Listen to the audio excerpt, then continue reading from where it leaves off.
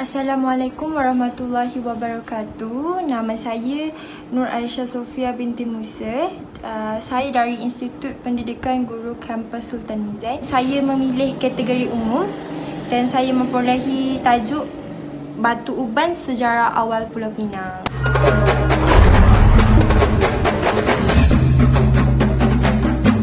Dan saya akan membacakan muka surat 80 yang bertajuk Pemetaan dan Sempadan. Perkara yang telah berlaku sejak lebih 300 tahun lalu ialah pembentukan sempadan dan persempadanan dalam pelbagai bentuk dan rupa. Sempadan yang kekal sehingga hari ini ialah garis wilayah yang dibentuk pada tahun 1786 dan seterusnya tahun 1800 yang membentuk, memisahkan, mengasingkan sebahagian wilayah Kedah, lalu satu entiti dibentuk yang dikenali sebagai Pulau Pinang termasuk Provinsi Wellesley. Apabila satu wilayah baharu dibentuk, maka pensejarahan akan melihat wilayah itu sebagai terpisah daripada sejarah dominan wilayah asal yang lebih besar. Oleh itu, satu sejarah baru perlu diusahakan, dimajukan dan dikekalkan demi kedudukan dan kepentingan mereka yang berkuasa.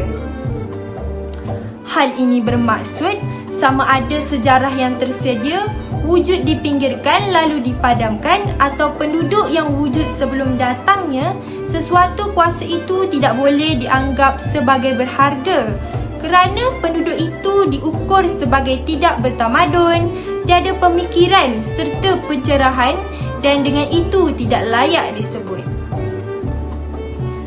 Hal ini menjurus kepada sikap penduduk yang ada di Pulau Pinang pada sekitar tahun 1700-an tidak mempunyai sejarah.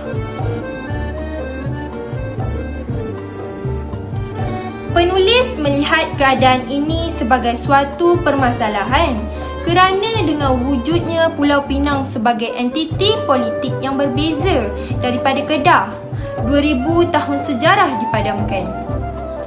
Perkara yang ditekankan ialah Pulau Pinang hanya mempunyai sejarah bermula sejak tahun 1786. Pada masa yang sama, sebahagian sejarah negeri Kedah telah terhakis. Begitu juga terpisahnya Kedah dengan Pulau Pinang. Selama 2000 tahun sejarah Kedah hilang begitu sahaja. Hal ini kerana seperti negeri-negeri lain di Malaya, sebagai entiti politik yang wujud pada tahun 1957 dan Malaysia pada tahun 1963, Kedah merupakan sebahagian daripada negara bangsa yang baharu dalam ciptaan entiti politik Asia Tenggara selepas Perang Dunia Kedua. Sekian, terima kasih.